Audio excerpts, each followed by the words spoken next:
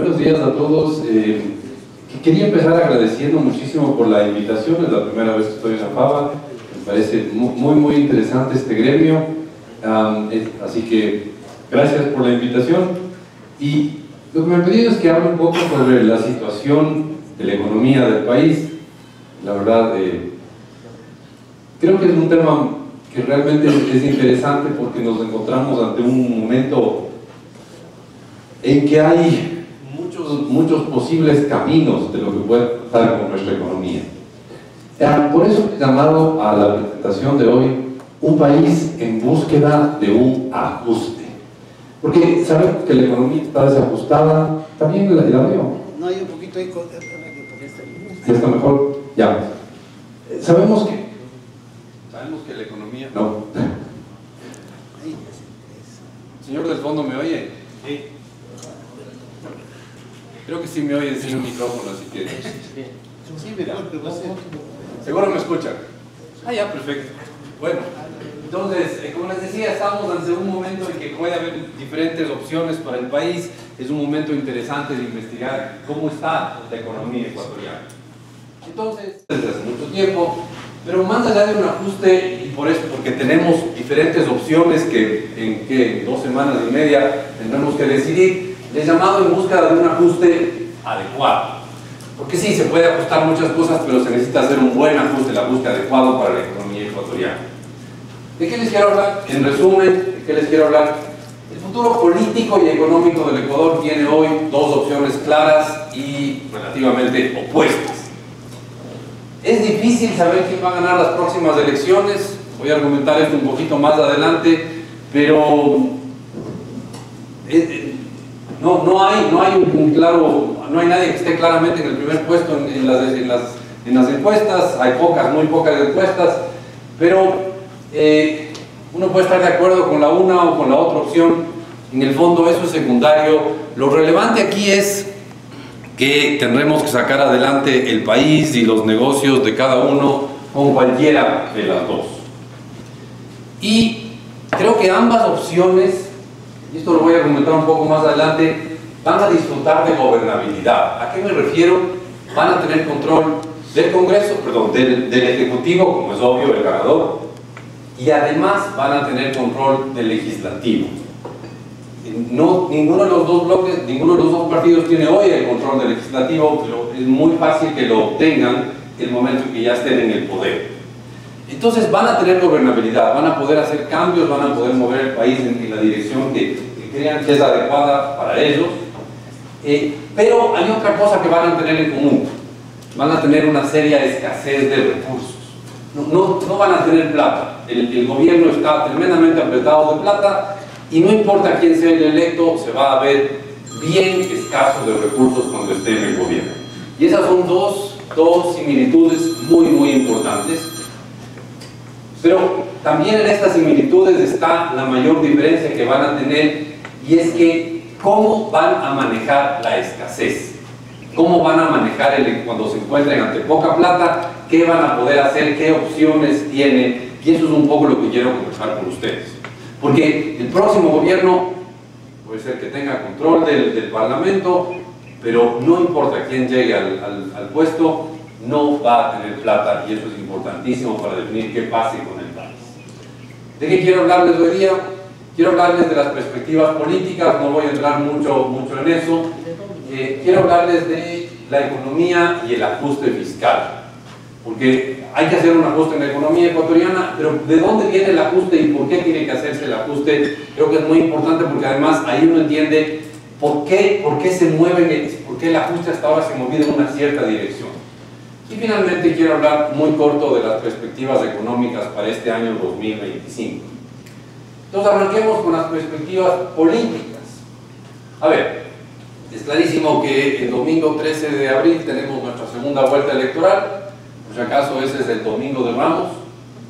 El domingo de Ramos, no sé por qué, pero también no es relevante, por eso es una escena. Están en el margen de error, entonces no se atreven a decir quién va a ganar, lo cual nos deja totalmente en el espacio de la especulación. No sabemos quién puede ser el próximo presidente o presidenta del Ecuador. Ahora, lo que sí es claro es que vamos a tener un parlamento. A ver, ¿a qué es lo que me refiero yo? Esto es la estructura de la próxima asamblea. Así va a ser. Va a haber 151 asambleístas, Revolución Ciudadana va a tener 67, ADN va a tener 66, y para ser mayoría necesitan 76. Les faltan 9 o 10 dependiendo quién gane. Ahora, seamos prácticos. Supongamos, a ver, por favor, dígame un color que sea o celeste o morado. Dígame, morado, muy bien. Ganan los morados. Y aquí hay un montón de asambleístas que se quedaron sin nada. Es cuestión de ofrecerle, no sé, este es una asambleísta de alguna provincia pequeña, se le dice, mira, podemos construir la cancha de fútbol que tanto querían en tu provincia, la carretera, los bordillos, yo que sé, cualquier cosa, pero tendrías que ayudarnos votando con nosotros. Y eso es la forma más legal, digamos, de conseguir. Pero conseguir 10 votos es facilito. Y si es que ganaran los celestes, conseguir 9 votos del otro lado sigue siendo facilito. No importa quién gane, va a tener mayoría en la asamblea. Y yo creo que eso es bueno. Creo que es bueno que el gobernante, ya le conecté, bájale un poquito ya. Creo que es bueno que el gobernante no vive en conflicto todo el tiempo con el parlamento. Entonces, va a tener mayoría. Por lo tanto, esta es la estructura de la asamblea por ahora. Porque yo les garantizo que a la noche del 13 de abril empezarán los camisetazos. ¿Hacia dónde? Hacia el bloque del ganador. Si ganan los morados, veremos una migración en esa dirección. Si ganan los celestes, veremos una migración en esa dirección. Entonces, el próximo gobierno va a tener mayoría simple, ¿no? En el sentido de que va a tener la mitad más uno. Pero conquistarse 10 no me parece imposible. Entonces, desde el punto de vista político, no creo que haya un tema de dificultad. Vamos a un tema de seguridad, manteniéndonos en el tema político. Veamos un tema de seguridad, y creo que es importante ver, el presidente actual ha mantenido un alto nivel de popularidad a pesar de la situación de la seguridad. Tenemos serios problemas de seguridad en el país, y el presidente mantiene una alta popularidad. Es más, ganó las últimas elecciones, la primera vuelta la ganó él. Pero la pregunta es, ¿por qué si con la situación de seguridad que tenemos, el presidente sigue manteniendo un nivel de popularidad muy alto? Y es que, si es que uno ve, y voy un poco a argumentar con datos, los homicidios en el 2024 cerraron en niveles similares al cierre del 2023. ¿A qué me refiero? Este es un gráfico muy, no sé cómo escribirlo, muy feo. Habla del número de homicidios en el país desde el promedio diario de cada semana. O sea, tomo el dato de los homicidios por semana, le divido para 7, tengo el promedio diario de los homicidios desde el 2019 hasta el cierre del año pasado.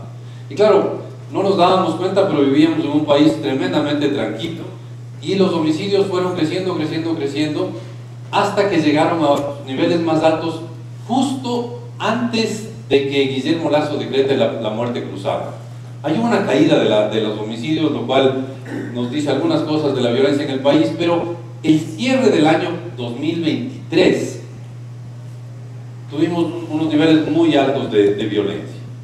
Luego vino, se acordarán ustedes, la toma de TC Televisión, el estado de emergencia, sale el ejército y la policía a las calles y hay una caída de la violencia. Pero se recupera y va creciendo durante todo el 2024 y cerramos el 2024 con niveles de violencia muy cercanos a los que teníamos a fines del 2023. Pero el presidente mantiene su popularidad, entonces debe haber más información atrás, y un poco lo que quiero presentarles es justamente eso. Primera cosa, las diferencias regionales son muy importantes. Es casi como que habláramos de dos planetas, no de dos países, de dos planetas distintos. El Ecuador tiene 11 ciudades grandes en el sentido de que tiene más de 250.000 habitantes. Y estas 11 ciudades parece que existieran en dos planetas distintos, ¿no? Aquí están las 11 ciudades grandes del país, que son Durán, Manta, Machala, Puerto Viejo, Guayaquil, Ambato, Santo Domingo, Quito, Loja, Riobamba y Cuenca. Y lo que tienen ustedes aquí es la tasa de homicidios, calculada por homicidios por cada 100.000 habitantes. Y si no me equivoco, Durán es la cuarta o quinta ciudad más grande del país, tiene una tasa de homicidios monstruosa, de 145 homicidios por cada 100.000 habitantes. Eso es casi como una zona de guerra, o peor quizás. Y claro, todas las ciudades de la costa, todas las ciudades grandes de la costa tienen altos niveles de homicidios, de violencia. Guayaquil tiene 65 homicidios por cada 100.000 habitantes. Y después, el salto a las ciudades de la sierra es notable, ¿no? Ambato, la, entre comillas, más violenta de la sierra, tiene 11 homicidios por 100.000 habitantes y Cuenca tiene 2.7. ¿Se imaginan lo complejo que será explicar esto a un extranjero? Cuenca, con 2,7 homicidios por 100.000 habitantes, está, ¿qué estará? 150, 200 kilómetros de Durango. Es como dos mundos completamente distintos. Entonces ahí uno entiende si la popularidad del presidente ganó en muchos de los cantones donde ha habido menos violencia. La violencia está bastante concentrada en el país, en ciertas zonas específicas. Y ha habido caídas de la violencia en las ciudades grandes. La violencia, de alguna manera, parece que ha salido de las ciudades grandes y se ha ido a otros sitios. A ver, este es un gráfico que tiene la comparación del 2023 con el 2024 y es la tasa, nuevamente es la tasa de homicidios. Y ustedes ven cómo en Guayaquil, entre el 23 y el 24, cae la tasa de homicidios. En Quevedo cae la tasa de homicidios. En Esmeraldas sigue siendo muy alta, pero es menor en el 2024 que en el 2023. Y están ordenadas las ciudades por la caída total de homicidios, tanto que incluso en Quito la caída relativamente pequeña de la tasa, como las ciudades grandes, hay una caída importante de homicidios en Quito. Entonces en muchas ciudades grandes del país los homicidios pueden estar muy altos, pero caen significativamente entre el 23 y el 24 y probablemente la gente lo que está es viendo que la violencia, si bien está alta, está un poco menos grave que el año anterior. Luego se ha movido la violencia, esto es bien interesante, se ha movido hacia los cantones más pequeños, ha salido sobre todo las ciudades medianas y grandes y se ha ido a los cantones más pequeños. Vean ustedes este gráfico, a ver, en el 2023 hubo más de 8.000 homicidios en el país, en el 2024 hubo un poquito menos de 7.000. ¿Cómo evolucionamos de un lado al otro? A ver, voy a separar la evolución de los homicidios en ciudades grandes, medianas, hasta ciudades pequeñas, de más de 250.000 habitantes, de entre 100 y 250.000, de 50 y 100.000 habitantes, y los cantones chiquitos con menos de 50.000 habitantes. Y lo impresionante es que la violencia, los homicidios caen en todos los grupos de ciudades grandes y medianas, pero crece en las pequeñas. Entonces puede ser que la abrumadora mayoría de votantes que están aquí en las ciudades medianas y grandes ven una reducción de la violencia y los pocos votantes de los cantones pequeños pueden ver un aumento de la violencia, pero como el número de votos no es tan grande. Eso explicaría un poco la popularidad del presidente a pesar de estos niveles altos de violencia. Y finalmente, ahí tienen ustedes una serie de cantones, todos son cantones pequeños, excepto San Borondón, que es mediano, pero la mayoría de cantones que están aquí son pequeños, y son todos cantones que en el 2023 tuvieron 0 homicidios. Este 0 de aquí es el número de homicidios que tuvieron en el 2023, excepto San Borondón, que tuvo 4 homicidios en el 2023. Y todos estos cantones tienen tasas de homicidio altas en el 2024. Entonces hay una salida de la violencia de las ciudades más grandes hacia otros cantones, y eso podría explicar parte de la lógica política en el país y de la popularidad del presidente, que, como yo les decía, ganó la primera vuelta electoral a pesar de este ambiente de violencia. Hay una explicación de por qué su popularidad se mantiene alta a pesar de la violencia. Cambiemos completamente de tema y vamos ya a la parte económica y vamos al ajuste de la economía. La pregunta que uno podría hacerse es: ¿por qué la economía ecuatoriana necesita ajustarse? ¿Y qué tipo de ajuste necesita? O sea, ¿dónde se lo que yo les llamo la causa de nuestras alegrías y nuestras tristezas? Si es que alguien es bueno para la música y puede componer una canción triste sobre la economía ecuatoriana, podría escribir una canción sobre el petróleo, porque del petróleo nacen todas nuestras alegrías y nuestras tristezas en lo que a economía se refiere. Ahí tienen ustedes el precio del petróleo desde los años 80 hasta el mes antepasado. Está ajustado por inflación para que sean comparables los datos entre sí. Y claro, ahí ve uno cómo en los años, a comienzos de los 80, en realidad fines de los 70, el petróleo llegó a precios altísimos, ajustado a precios actuales, ¿no? O sea, estaba en $40 de la época, pero equivalen a 140 de hoy. Y claro, cae el precio del petróleo y desde el 86 tenemos un precio del petróleo bajísimo, bajísimo, bajísimo. El récord en esa época fue el 98. En diciembre del 98 vendimos un barril de petróleo en $6.90 de esa época, que son unos $15 actuales, pero claro, era una pesadilla tener un precio del petróleo tan bajo. Pero después nos dolarizamos, sube un poco el precio del petróleo y sobre todo se dispara el precio del petróleo desde el 2007. Y se queda durante un montón de tiempo en unos niveles altísimos. Y eso le da al país, por ahora he hablado del país, al país una riqueza enorme que viene de un petróleo con unos precios espectaculares. El precio del petróleo llegó a $120 en el 2008, que son $160 actuales, más de $160 actuales. Pero hay una cosa más. En el 2003 y 2004 habíamos construido un segundo oleoducto y la producción de petróleo creció. Entonces teníamos más petróleo a un precio espectacular.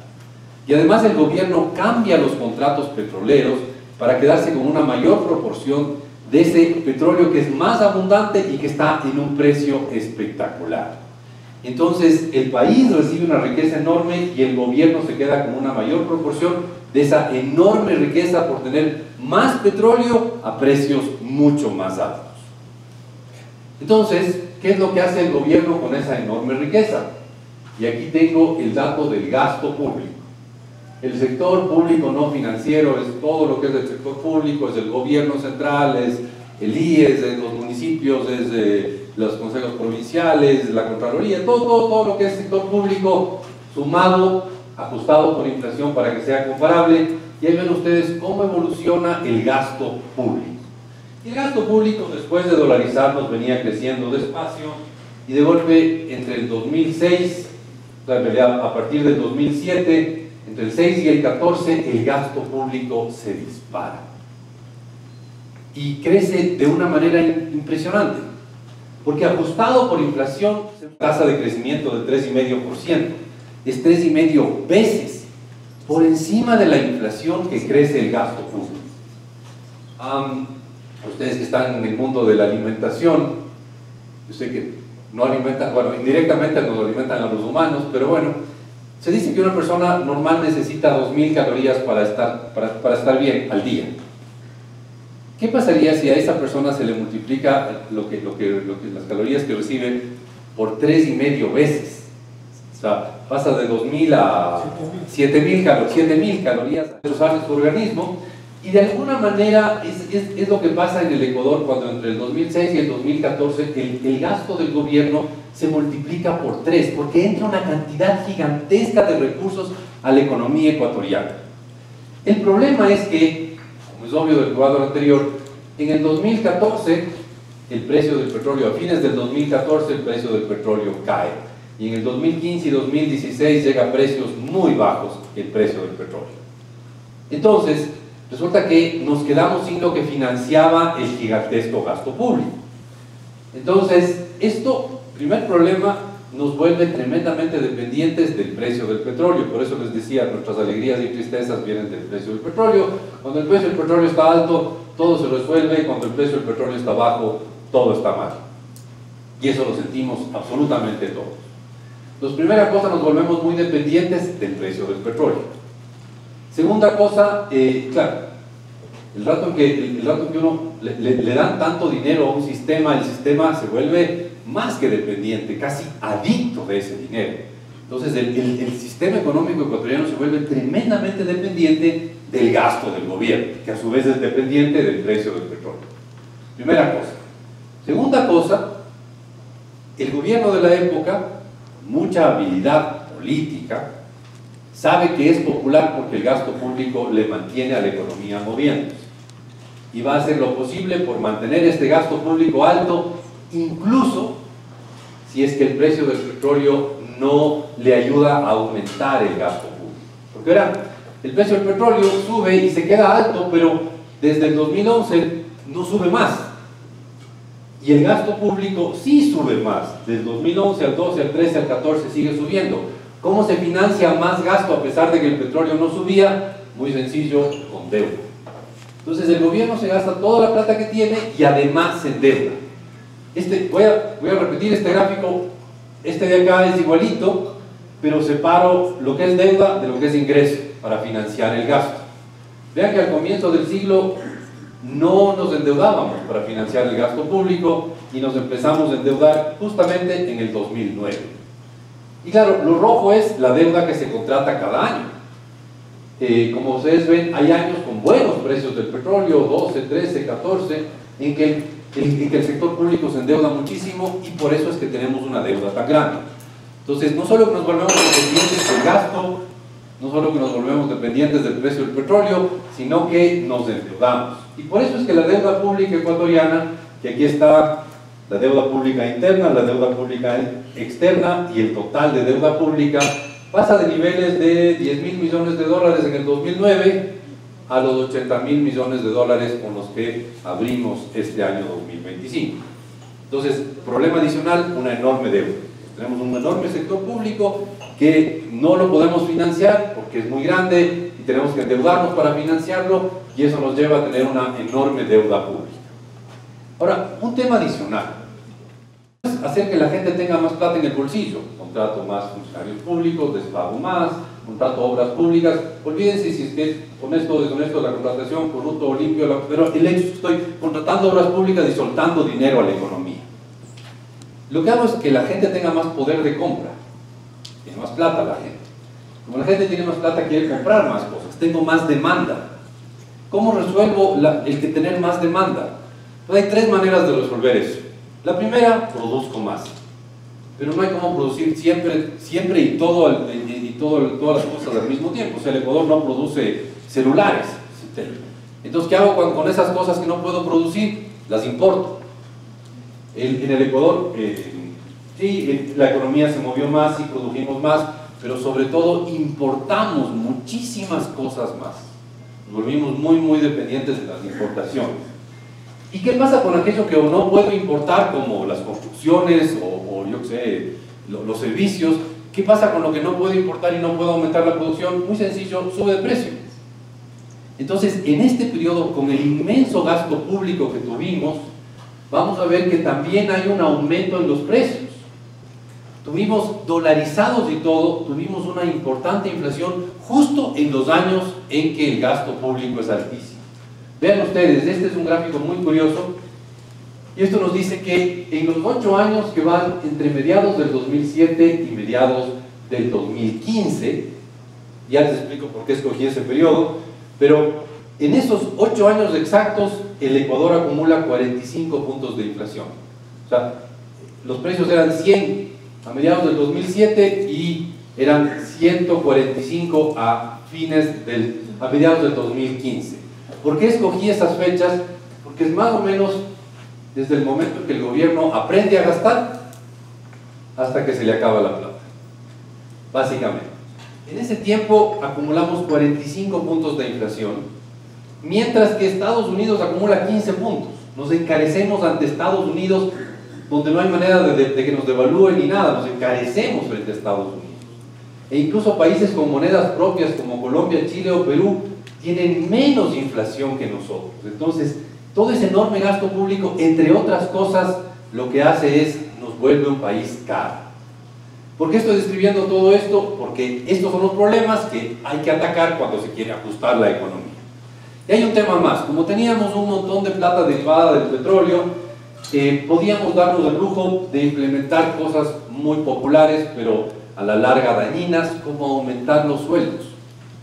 Y el sueldo básico, el sueldo básico unificado, crece muchísimo más que el nivel de precios. Lo cual suena muy bonito porque la gente que recibe el sueldo básico mejora su nivel de ingresos, pero también tiene una serie de problemas de eso. Los precios están aquí en la línea amarilla. La línea amarilla es el IPC. El IPC es el promedio de los precios de la economía que enfrenta un consumidor, ¿no? El índice de precio al consumidor es lo que compra una persona promedio, la canasta promedio de cosas, y el índice de precio al consumidor, como ustedes ven, sube de 100 a 138, o sea, hay 38% de inflación entre fines del 2007 y fines del 2014. Pero en ese tiempo, con 38 puntos de inflación, el sueldo mínimo se duplica, se vuelve mucho más cara, los salarios en el Ecuador le vuelven más cara la fuerza de trabajo. Y los sueldos siguen creciendo. No sé si se acuerdan que tuvimos un presidente que quería poner el sueldo básico en $500. Aquí está. A pesar de que Lenin hubo un año que no subió los sueldos, Guillermo Lasso sí lo subió. No se subió el último año significativamente, pero el hecho es que los sueldos han subido mucho más que los precios y por eso es que tenemos una mano de obra cara. Entonces, somos un país caro con una mano de obra cara. Pero no se olviden, todo esto está conectado con ese disparo del gasto público que tuvimos en el pasado y eso es lo que hay que atacar. Por si acaso, es por esto que tenemos un mercado laboral en el que todo el mundo tiene algún empleo, eso es verdad, pero la mayor parte tienen empleos informales, fuera ganan mucho menos del básico, o sea, solo un tercio de la gente ganamos más que el básico, mientras que la abrumadora mayoría de la gente gana menos que el básico. Entonces, ese es el resultado de los desajustes que se generan en todo el periodo que les he descrito. Entonces, ¿cuál es el ajuste que hay que hacer? Obviamente hay que atacar la raíz de los problemas y eso es el tema fiscal, es el gasto del gobierno. Y un poco en esa onda se ha movido. ¿Estoy bien de tiempo? Sí. Ya. En esa onda se ha movido el ajuste que se ha visto en los últimos años. Y aquí tengo el mismo cuadro que vieron ustedes hace un instante, pero quiero concentrarme en más detalle en los dos últimos años, en el 2024, y el 2023. Esto voy a hacer un zoom y verle grandote al 2023 y el 2024 para que vean ustedes qué es lo que vivimos el año pasado, que es un año de ajuste fiscal. ¿Por qué se hace ese ajuste? Porque está atacando la raíz del problema, que es un disparo del gasto público y además un gasto público no financiado. Entonces hay que atacar ambas cosas. ¿Qué es lo que pasó el año pasado frente al antepasado? A ver, estamos viendo exactamente los mismos datos, sino que solamente el 2023 y el 2024, ¿no? De lo que vimos hace un rato, tomo los dos últimos y están viendo aquí 2023 y 2024, el gasto total. Está ajustado por inflación para que sea comparable y esto es la mitad del ajuste fiscal. ¿A qué me refiero? Hay una caída del gasto público entre el 2023 y el 2024 de 48.600 a 47.800 millones de dólares. Es un ajuste fiscal. ¿Por qué se hace un ajuste fiscal? Porque la economía está desajustada y es necesario hacerse un ajuste fiscal. ¿Es agradable hacer un ajuste fiscal? No, obviamente no. Y el gobierno no lo hace por ser popular, sino porque simplemente no tiene una alternativa. O hace el ajuste fiscal o no tiene cómo pagar las cosas. Entonces decía, la mitad del ajuste es esto, bajar el gasto público, y es un mérito bajar el gasto público en el Ecuador en un año como el 2024, porque tuvimos crisis de seguridad y crisis eléctrica. Y a pesar de los gastos adicionales de la crisis de seguridad y de la crisis eléctrica, el gasto público total cae. Esta es la mitad del ajuste fiscal. Seguro que todos ustedes han hecho alguna vez en sus empresas ajustes y saben que hacer ajustes es necesario, aunque no sea popular. Y por cierto, esto sería necesario con cualquier gobierno, ¿eh? Ahora, esta es la mitad, como les decía, son los gastos. Veamos la otra parte de la historia, los ingresos. Y ahí lo que tenemos es la segunda parte del ajuste fiscal, en que los impuestos que nos cobran pasan de 14,6 a 16,5 miles de millones de dólares. Si es que hubiera que hacer esta es la foto para un libro de texto de economía. Esto es un ajuste fiscal. Consiste en bajar el gasto y en cobrar más impuestos. Ahí están los 3 puntos de IVA, los impuestos adicionales, todo eso está ahí, pero es lo que se hace para una economía que está desajustada. Se la ajusta a través de esto. ¿Y por qué se desajustó? Por todo lo que vimos hace un momento. Por si acaso, el sector público ecuatoriano tiene otros ingresos más allá de los impuestos.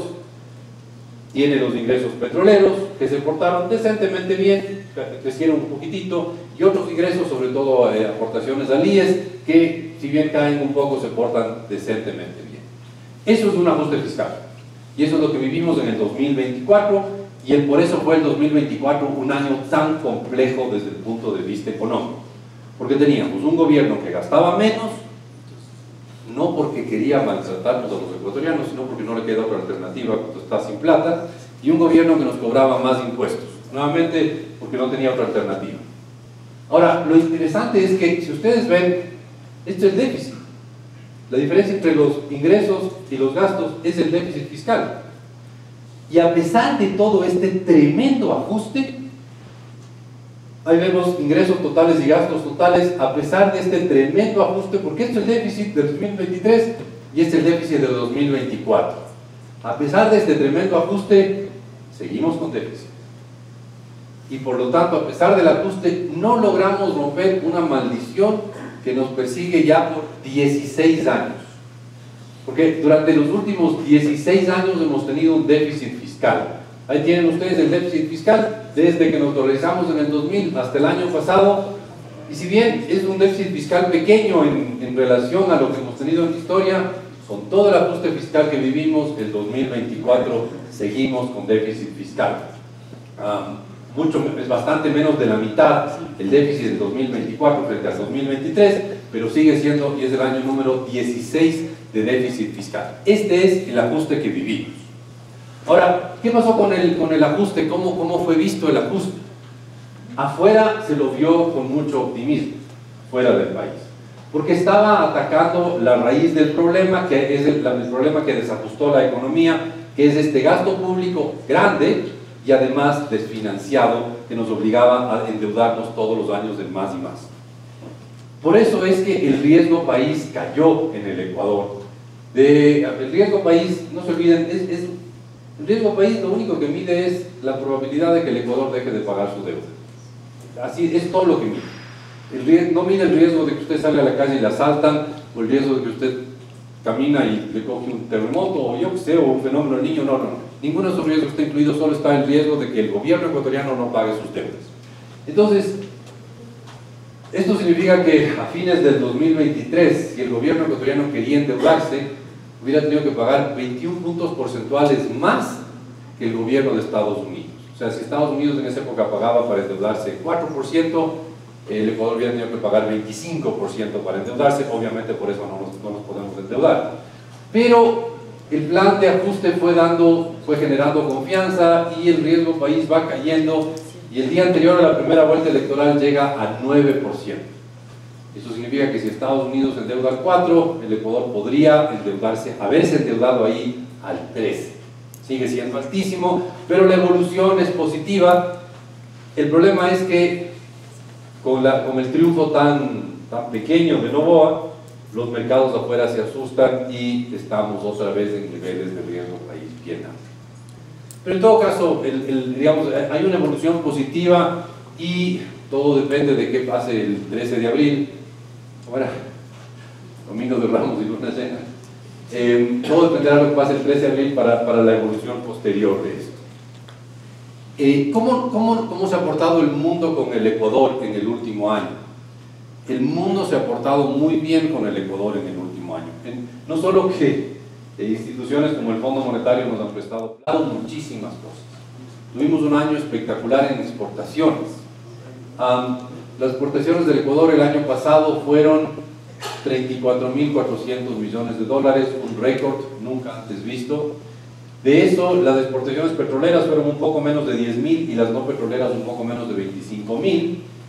Las importaciones ecuatorianas el año pasado, como estábamos con una economía, como yo les decía, en ajuste fiscal, con menos gasto, con más impuestos, con crisis de seguridad, con crisis eléctrica, las importaciones ecuatorianas caen a 27.700 millones de dólares, y eso nos lleva a que tengamos una balanza comercial positiva de 6.700 millones de dólares. Nunca hemos tenido una balanza comercial tan alta. Y además las exportaciones ecuatorianas de productos como banano, camarones, altísimo, cacao, son tan altas las no petroleras que tenemos una balanza comercial no petrolera positiva y más grande que la balanza comercial. Esto es una buena noticia para el país, el mundo nos está sonriendo, y además a un país dolarizado del país dolarizado salieron 27.000 millones, entraron 34.000 millones, quedaron 6.700 millones de dólares. Y esa plata está en el sistema financiero. Tenemos un sistema financiero con una buena cantidad de liquidez. Por esto, por todo lo que les he descrito, por un país en un ajuste fiscal, por un país en necesidad de un ajuste adecuado, por un país sin recursos, un país con un gobierno sin recursos, el año pasado fue un año muy complicado. La semana que viene deberían publicarse ya los últimos datos, pero todo indica que el 2024 terminamos con una recesión importante. La economía del 2024 debería estar, porque solo tenemos datos de los primeros 3 trimestres, que nos hablan de una recesión de 2,2%, pero el último trimestre fue el más complicado con la crisis eléctrica. Deberíamos terminar con una recesión de alrededor del 3% para el año pasado. Claro, es una mala noticia, pero es el resultado de un año de ajuste, de un ajuste que era inevitable, más la crisis de seguridad, más la crisis eléctrica. Ahora, este es el país que va a heredar el próximo gobierno, ¿no? Y la pregunta que uno debería hacerse es cómo van a administrar el próximo gobierno toda esta escasez. ¿Qué alternativas tienen ante toda esta escasez? ¿Cuál será, por lo tanto, el siguiente capítulo del ajuste, que es lo que le va a caer en las manos al próximo gobierno? Y ahí creo que es muy importante tener claro que no importa quién gane, no va a tener plata. Y va a ser bien complicado que acceda a recursos porque, por ejemplo, no importa quién gane, la China no le va a prestar plata. ¿Por qué no está prestando plata a la China? No importa quién gane, el riesgo país seguirá siendo alto y el único que le podrá prestar plata al Ecuador, sin importar quién gane, es el Fondo Monetario. Entonces, ahí tenemos un tema bien complejo de que el próximo gobierno va a estar bastante atado de pies y manos en un país dolarizado como el Ecuador. Y la verdad, porque si es que abrimos las preguntas, seguro alguien va a preguntar si es que creo que se va a desdolarizar la economía. Desde ya adelanto la respuesta, es poco probable, porque es sumamente complejo, bien difícil desdolarizar una economía sin crear un caos tal que aquel que lo causa sea visto como el malvado y políticamente sea un suicidio. No sé si me explico. Entonces, desdolarizar el país, puede ser que tengan ganas de hacerlo, algún candidato por ahí puede ser que quiera desdolarizar el país, pero desdolarizar el país es convertirse en el malo de la película por los próximos 40 años. Entonces, veo bien complicado que el siguiente capítulo del ajuste sea una desdolarización.